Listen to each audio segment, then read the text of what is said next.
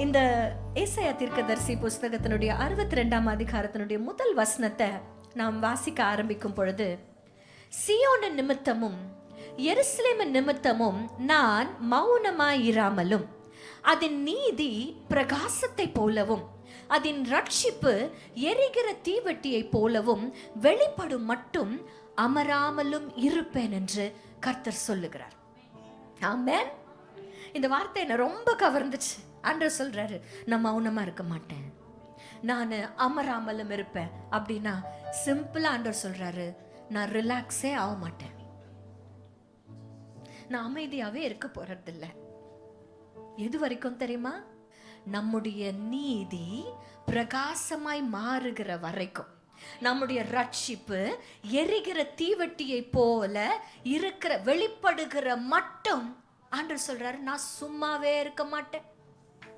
அல்லேலூயா. நாம் ஆராதிக்கிற தேவன் சும்மா இருக்கிற தேவன் நினைக்கிறீங்களா? இன்றைக்கு நிறைய இடங்களில் தெய்வத்தை பார்க்க முடியாது என்று கதவுகள் பூட்டப்படுகிறது. ஆனா நாம் ஆராதிக்கிற தேவன், அவர் இஸ்ரவேலின் தேவனா இருக்கிறார். அவர் உறங்குவதும் இல்லை, அவர் தூங்குவதும் இல்லை. ஹல்லேலூயா. இன்னைக்கு நான் ஆண்டவர் அவருடைய தன்மையை யோசிச்சு பார்த்தேன். He is an actively working God. He is working on behalf of us. He is working for us all the time. என் பிள்ளையினுடைய நீதி பிரகாசமாய் மாறணும். ஆண்டவர் சொல்றாரு, உனக்கு ஒத்தாசை என்ன தெரியுமா? உன் நீதி பிரகாசமாய் மாறணும். எங்க ஒரு விஷயம் பிரகாசமா மாறணும் அப்படின்னா அந்த விஷயம் இப்போ எப்படி இருக்குது? இருட்டா இருக்கு. இன்றைக்கு ஆண்டவர் சொல்றாரு, உன் நீதி, உன் ரைச்சியஸ்னஸ், உன்னுடைய காட்லினஸ், உன்னுடைய பரிசுத்தத்துல ஒரு இருட்டு காணப்படுகிறது. அது வெளிச்சமாய் பிரகாசிக்கிற வரைக்கும் நான் சும்மா இருக்க மாட்டேன். ஆண்டவர் சொல்றாரு, உன் ரட்சிப்பு எரிகிற தீவட்டியை போல இருக்கணும்னா, எரிகிற தீவட்டி எரியலன்னு அர்த்தம். அப்ப என்ன ஆயிருக்கு? அது அவிஞ்சு போயிருக்குன்னு அர்த்தம். அதுல அனல் இல்லைன்னு அர்த்தம். இன்றைக்கு என்றைக்கோ ரட்சிக்கப்பட்ட அனுபவம் இல்லை, ஒவ்வொரு நாளும் ரட்சிக்கப்படுகிற அனுபவத்தை நம்ம புதுப்பிக்க வேண்டிய கட்டாயத்திற்குள்ள இருக்கிறோம். அது எரிகிற தீவட்டியா இல்லாம அணைஞ்சு போயிருக்குதுன்னு ஆண்டவர் சொல்றாரு, அது எரிகிற தீவட்டியாய் வெளிப்படுகிற வரைக்கும் நான் சும்மா இருக்க மாட்டேன். ஆமென். இஸ்ரவேலை காக்கும் நல் தேவ் ராப்பகல் உறங்காரே, இஸ்ரவேலை காக்கும் நல் தேவன் ராப்பகல் உறங்காரே, எனக்கொத்தாசை வரும் பர்வதம் நேராய் என் கண்களை ஏறெடுப்பேன். எனக்கொத்தாசை வரும் பர்வதம் நேராய் என் கண்களை ஏறெடுப்பேன். இன்னைக்கு உங்க வாழ்க்கையில பிரகாசமா இல்லாத நிறைய சூழ்நிலைகளை ஆண்டவர் பிரகாசமாய் மாற்றுகிற வரைக்கும் அவர் அமர மாட்டார், அவர் மௌனமா இருக்க மாட்டார். He's going to actively work in your lives so that உங்களுடைய மரித்து போன, அவிந்து போன, ஒன்றும் லைஃபே இல்லாத சூழ்நிலைகள் எல்லாம் எரிகிற தீவட்டியை போல ஆக்டிவா மாறுகிற வரையில He's not going to stop working. Hallelujah. இது வாசிக்கும் பொழுது எனக்கு ஒரு வசனம் ரூத்தில் நடக்கும். ஒரு வசனத்தை நம்ம வாசிக்கிறோம். இவ போயிட்டு போவாஸ்னுடைய பாதத்தில் போய் படுத்துட்டுலாம் வந்துடுவா. வந்துட்டு அடுத்த நாள் வார்கோதுமையெல்லாம் கொடுத்தமிச்சிருவாரு. நேராக வீட்டுக்கு வந்து ரூத் கிட்ட, நகோமி கிட்ட அவ சொல்லுவா, இந்த மாதிரி நடந்துச்சுங்கம்மா. அம்மா கிட்ட, மாமியார் கிட்ட சொல்வா, இந்த மாதிரி நடந்துச்சு, இந்த மனுஷன் இப்படி பண்ணார், இப்படி பண்ணார், இப்படி பண்ணார். அதுக்கு கடைசியா நகோமி ஒரு வார்த்தையை சொல்வாங்க ரூத்தில், அந்த மனுஷன் இன்றைக்கு இந்த காரியத்தை முடிக்கிற வரைக்கும் இளைப்பாற மாட்டான். யாரு? போவாஸ். நகோமி சொல்றாங்க, உன் காரியத்தை எல்லாத்தையும் பண்ணி முடிச்சிட்டல்ல, உன் விஷயமா அவர் செய்து முடிக்கிற வரைக்கும் அவர் இளைப்பாற மாட்டார். He will not relax. எங்க ஒரு மனுஷனே அப்படி இருக்கும் பொழுது ஆண்டவர் சொல்றாரு, உன் நீதி பிரகாசத்தை போல மாறுகிற வரையில, உன்னுடைய ரட்சிப்பு எரிகிற தீவட்டியை போல் வெளிப்படுகிற வரையில நான் இளைப்பாற மாட்டேன், நான் சும்மா இருக்க மாட்டேன் என்று கர்த்தர் சொல்லுகிறார். we have an actively working God. இன்னைக்கு ஒருவேளை ஆண்டவர் என் வாழ்க்கையில இல்ல, ஆண்டவர் என் வாழ்க்கையில தூரம் இருக்கிறாரு, என்னால ஃபீல் பண்ண முடியல. நோ, ஆண்டவர் சொல்றாரு, உன்னை நான் ஒரு நாளும் கைவிட்டதே இல்லை. அவர் சொல்றாரு, உன்னுடைய சூழ்நிலைகள் சரியாகிற வரையில நான் மௌனமா இருக்க மாட்டேன். ஹல்லேலூயா. இந்த அதிகாரத்தை முழுசும் வாசிக்கும் பொழுது ஆண்டவர் நமக்கென்று வைத்திருக்கிற ஆசீர்வாதங்களை நினைச்சு ஆண்டவருக்கு நான் நன்றி சொல்லிட்டே இருந்தேன். Especially woman of God. இன்றைக்கு உங்களுக்காக தான் இந்த ஸ்பெஷலான வார்த்தைகள். இந்த வசனங்களை வாசிக்கும் பொழுது நம்மளுடைய நீதி பிரகாசத்தை போல மாறும். சொல்லுங்க, என் நீதி பிரகாசத்தை போல மாறும், என் ரட்சிப்பு எரிகிற தீவட்டியை போல வெளிப்படும். நீ கர்த்தருடைய கையில அலங்காரமான கிரீடமும், நீ தேவனுடைய கரத்தில் ராஜ முடியுமா இருப்பாய். அப்படின்னா என்னங்க அர்த்தம்? ஆண்டவருடைய கரத்துல அலங்காரமான கிரீடம் எங்கங்க இருக்கணும்? நியாயமா தலை மேல இருக்கணும், ரைட்? பட் வசனத்தின்படி ஆண்டவர் எங்க வச்சிருக்கிறாரு கிரீடம்? கையில வச்சிருக்கிறார். யார் அந்த கிரீடம்? சொல்லுங்க, நான் தான் அந்த கிரீடம். அப்படிதானே வசனம் இருக்குது. நீ கர்த்தருடைய கையில அலங்காரமான கிரீடமும் உன் தேவனுடைய கரத்தில் ராஜ முடியுமாய் இருப்பாய். அப்போ பிக்சர் பண்ணி பார்த்தீங்கன்னா, கர்த்தர் தம்முடைய கரத்துல உங்களை ஏந்தி கொண்டு சும்மா இருக்கிறாருன்னு நினைக்கிறீங்களா? 2ஆம் வசனம் சொல்லுகிறது, ஜாதிகள் உன் நீதியையும் சகல ராஜாக்களும் உன் மகிமையையும். அப்போ இந்த உலகத்துல இருக்கிற மொத்த பேரும் உங்களை பார்க்கணும் அப்படின்னா எங்க இருந்தா மட்டும்தான் உங்களை பார்க்க முடியும். ஹல்லேலூயா. இன்னைக்கு ஆளு ஹைட்ல நான் குறைவு, 5 அடி கூட கிடையாது. 4 ஃபீட்டு 11 அங்குலம். அப்பா 4'11. ஆமாம், 4'11 தான். நான் கிட்ட 1 இன்ச்சு வளர்ந்துருந்தா கூட ஒரு டீசெண்டாக நான் 5 ஃபீட்டுன்னு சொல்லியிருக்கலாமே. ஆனாலும் என்ன நீங்க காண்றீங்க. எதனால? Because I am standing here on an elevated platform. நான் இங்க ஒரு ரெய்ஸ்ட் பிளாட்ஃபார்ம்ல நின்று கொண்டு இருக்கிறதுனால தான் எனக்கு எல்லாரும் என்ன பார்க்கறதுக்கு தகுதியானவள் நான் இல்லை. ஏன்னா என் ஹைட்டு ரொம்ப குறைவு. ஓ, ஹைட்டு குறைவா இருக்கலாம்ப்பா, மனசுல நீ உயர்ந்து இருக்கிறம்மா. தேங்க்யூப்பா, தேங்க்யூ. அப்போ என்ன நீங்க எல்லாரும் பார்க்கணும்னா I have to stand on that stage. இன்னைக்கு ஆண்டவர் சொல்றாரு, உன் நீதி பிரகாசத்தை போல் மாறும் பொழுது, உன் ரட்சிப்பு எரிகிற தீவெட்டியை போல் மாறும் பொழுது, எல்லாரும் சகல ஜாதிகளும் ராஜாக்களும் உன்னை காண்பார்கள். ஏன் தெரியுமா சகோதரியே?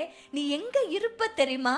தேவனுடைய கரத்துல அலங்காரமான கிரீடமாக, தேவனுடைய கரத்துல ராஜ முடியுமாய். சொல்ல போனா உங்களை கையில ஏந்தி கொண்டு எல்லார்கிட்டையும் காட்டுவாரு, என் பிள்ளைய பத்தியா, என் பிள்ளைய பத்தி. அவன் நீதி பிரகாசத்தை போல இருக்குது பத்தியா, அவர் ரட்சிப்பு எரிகிற தீவெட்டியை போல இருக்கு பத்தியான்னு பெருமை பாராட்டுகிற தகப்பன். ஹல்லேலூயா. இன்னைக்கும் சொல்றேனே, தாய் தகப்பனுக்கு எப்பவுமே பிள்ளைங்க ஏதாவது ஒரு காரியத்தை செஞ்சுட்டு அக்கம்ப்ளிஷ் பண்ணாங்கன்னா அது ஒரு பெருமை இல்ல? மினேக்கா சொல்றால இல்லையோ, பாட்டிமா சொல்லிடுவாங்க. ஏன்னா அவங்க பேர பிள்ளைங்களுக்கு கொடுத்துதானே ஒரு அக்கம்ப்ளிஷ்மெண்ட் அவங்க பெருமையா சொல்லிக்கிறாங்க. ஆண்டவர் இன்றைக்கு உங்களை, you are becoming God's pride. You are becoming God's pride. அவருக்கு உங்களை நினைச்சா பயங்கர பெருமை. எவ்வளவு பெரிய பிளஸ்ஸிங்ல. நம் தேவன் எப்படிப்பட்டவர்ல, தம்முடைய கரத்துல ஏந்தி கொண்டு எல்லா ஜாதிகளும் ராஜாக்களும் நம்மை காணும்படி செய்கிறவர். ஹல்லேலூயா, ஹல்லேலூயா.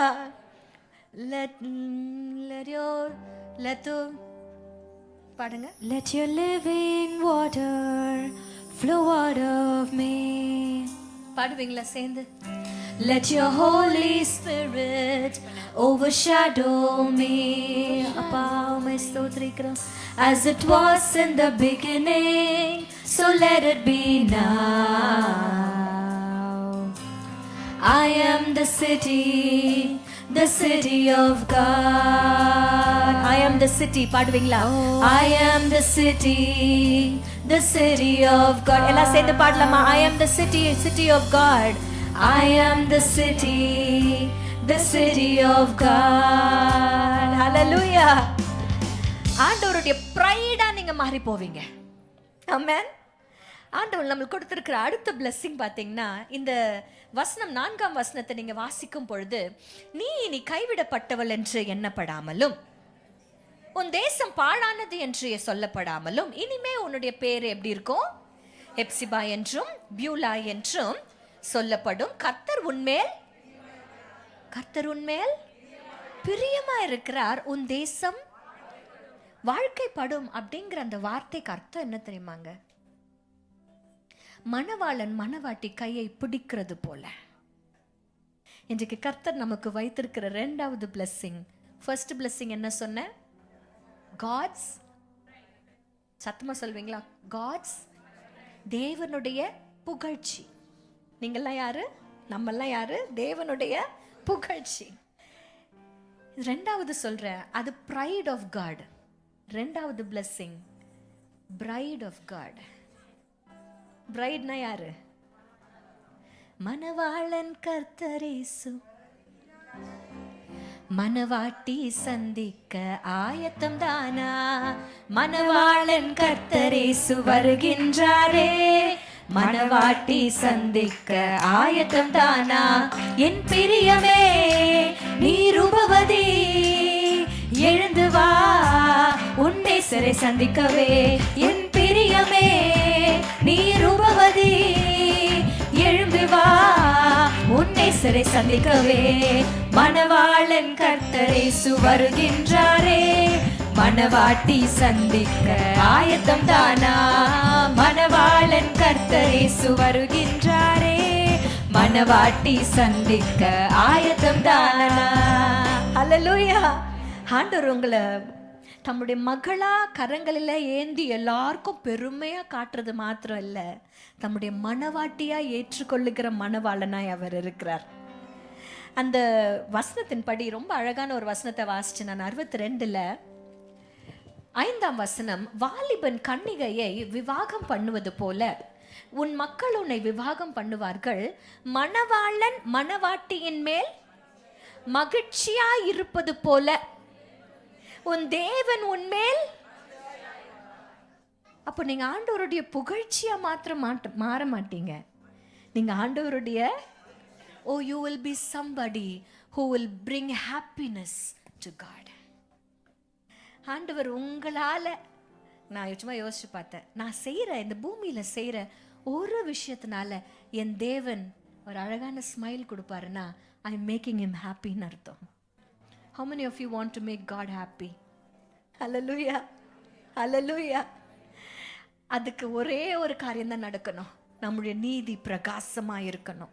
நம்முடைய ரட்சிப்பு எரிகிற தீவட்டியை போல இருக்கணும். When we become this, we become the pride of God, and then we become the bride of God. Hallelujah. அவருடைய புகழ்ச்சியாய் நாம் மாறுவோம், அவருடைய மகிழ்ச்சியாய் நாம் மாறுகிறோம். Hallelujah. இந்த விஷயத்தை ஆண்டவர் செய்யற வரைக்கும் உங்க வாழ்க்கையில ஓய மாட்டார். உங்க வாழ்க்கையில மௌனமா இருக்க மாட்டார். மௌனமா இருக்க மாட்டார். அப்படியே கண்களை மூடி தலைகளை தாழ்த்தி நம்ம நல்ல ஸ்தோத்திரிக்க போகிறோம். அப்பா உம்மை நாங்கள் ஸ்தோத்திரிக்கிறோம். நல்ல ஸ்தோத்திரிங்க கர்த்தரை. கர்த்தர் கொடுத்த இந்த வார்த்தைகளுக்காக, கர்த்தர் கொடுத்த புதிய பெயர்களுக்காக ஆண்டவருக்கு நன்றி சொல்வீங்களா? அப்பா இனிமே நீ கைவிடப்பட்டவள் என்று அழைக்கப்படாமல், அப்பா உன் தேசம் பாழானது என்று அழைக்கப்படாமல், I am going to be called Epsiba, I am going to be called Beulah, I will be the city of God. நான் கைவிடப்பட்டவள் அல்ல, ஆண்டவரால் கரம் பிடிக்கப்பட்டவள். நீங்க நல்ல வாய் திறந்து சொல்வீங்களா? நான் இனி கைவிடப்பட்டவள் அல்ல, நான் தேவனால் கரம் பிடிக்கப்பட்டவள். அப்பா உம்மை நாங்கள் ஸ்தோத்திரிக்கிறோம். நான் தேவனுக்கு புகழ்ச்சியாய் மாறுகிறேன், நான் தேவனுக்கு மகிழ்ச்சியாய் மாறுகிறேன். என் நீதி பிரகாசமாய் மாறுகிறது. என்னுடைய ரட்சிப்பு எரிகிற தீவட்டியை போல அது மாறுகிறது. இது வெளிப்படுகிற வரையில நான் ஆராதிக்கிற தேவன் என்ன மௌனமா இருக்க மாட்டாரு. நான் ஆராதிக்கிற தேவன் அவர் சும்மா இருக்க மாட்டாரு.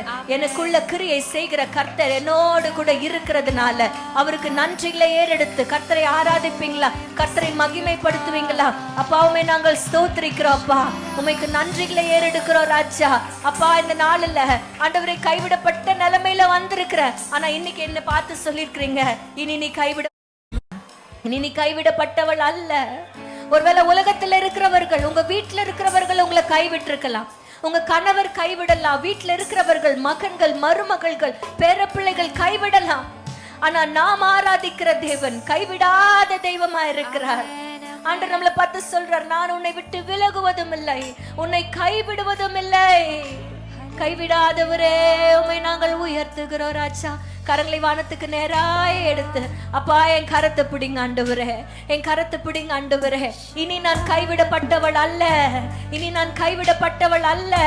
என் பெயரை கர்த்தர் மாற்றுகிறார், என் பெயரை கர்த்தர் மாற்றுகிறார், என் தேசத்தை கர்த்தர் மாற்றுகிறார். பாழானது எல்லாம் செழிப்பாய் மாறுகிறது. நான் வாழ்க்கைப்படுகிறேன் என்று கர்த்தருக்கு சொல்வீங்களா? ஆண்டவருக்கு நன்றி சொல்வீங்களா? அப்பாவுமே நாங்கள் ஸ்தோத்திரிக்கிற ராஜா.